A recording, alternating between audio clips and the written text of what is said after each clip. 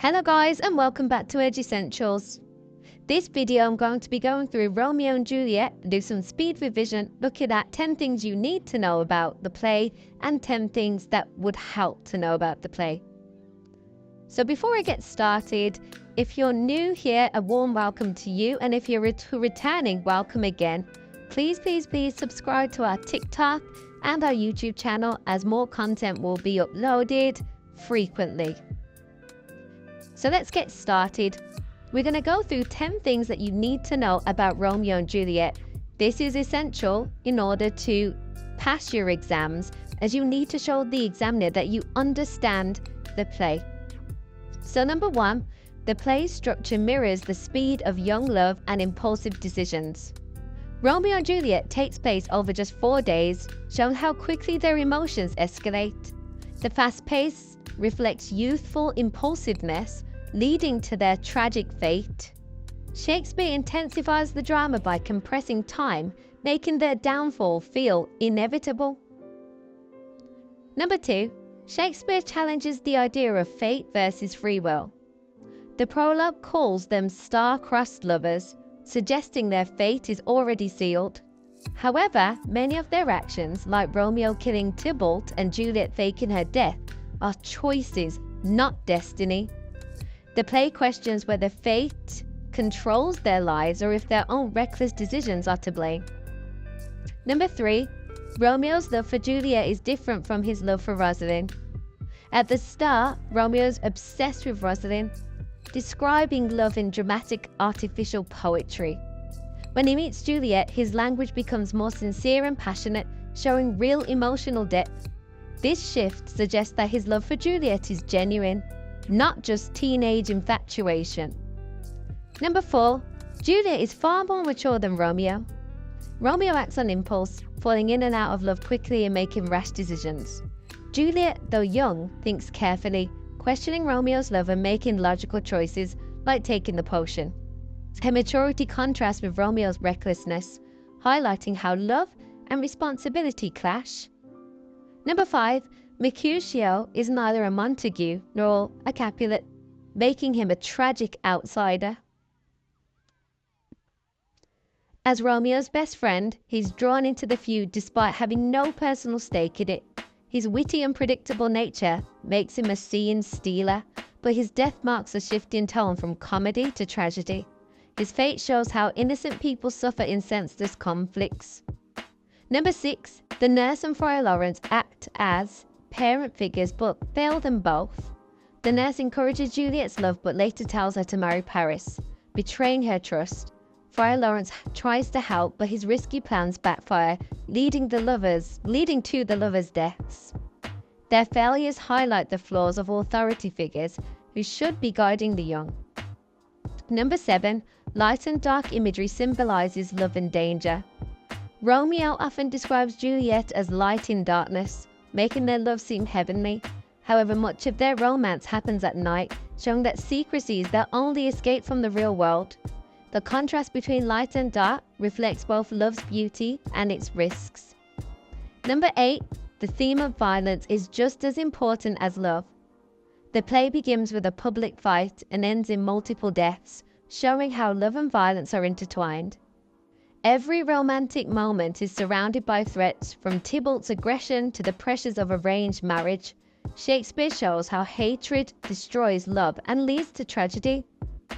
Number 9, dramatic irony makes the audience feel helpless. The audience knows more than the characters, especially in scenes like Juliet's fake death and Romeo's suicide. This builds tension and frustration as we watch them make fatal mistakes that could have been avoided.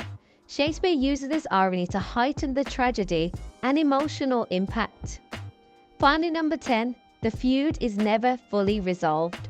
The deaths of Romeo and Juliet finally end the fighting, but Shakespeare doesn't give the families true closure.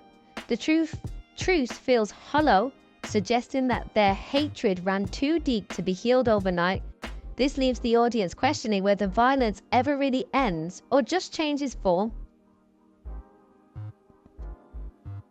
So now let's look at 10 things that would help to know.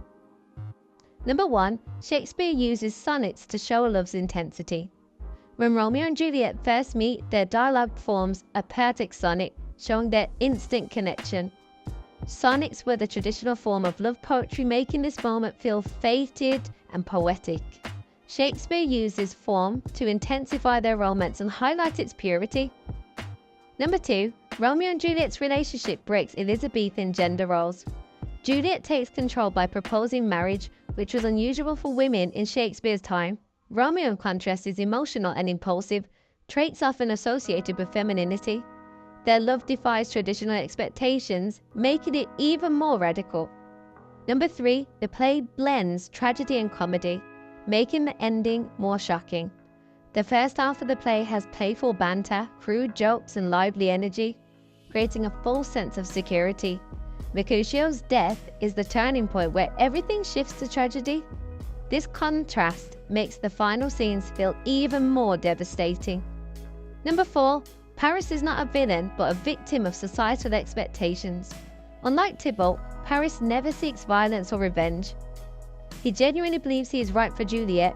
His role highlights how women had little choice in marriage, as Juliet's family pressures her into it. He represents the dangers of rigid social expectations. Number 5. Poison is a key motif, representing love's double-edged nature. The play constantly references poison and medicine, showing how love can be both healing and destructive. Friar Lawrence even states that virtue itself turns vice, foreshadowing how good intentions lead to tragedy. Romeo's literal poison symbolizes love's fatal power. Number 6. Juliet's soliloquies reveal her true thoughts, unlike Romeo's exaggerated speeches. When alone, Juliet speaks in honest, reflective language, questioning love and fate. Romeo's soliloquies are flowery and dramatic, showing his tendency to romanticize. This contrast makes Juliet feel more realistic and self-aware. Number 7. Benvolio is often ignored, but he represents the voice of reason. He constantly tries to prevent fights and de-escalate conflicts, acting as the story's peacekeeper. His absence in the final act symbolizes how reason is completely lost in the chaos. Shakespeare uses him to highlight the consequences of ignoring logic and diplomacy. Number 8. The play criticizes impulsive behavior, not just the family feud.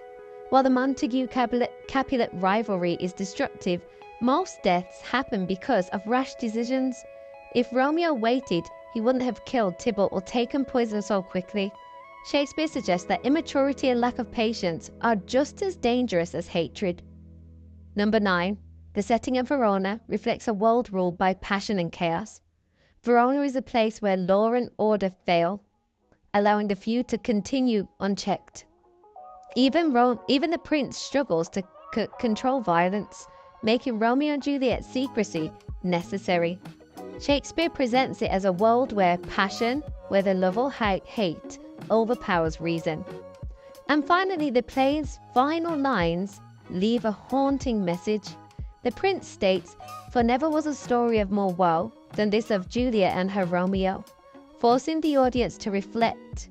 This rhyming couplet ends the play on a sense of finality and sorrow. It reminds us that in the end, no one truly wins in a world of violence and impulsivity. So I really hope that has helped you guys, and please stay tuned for more content.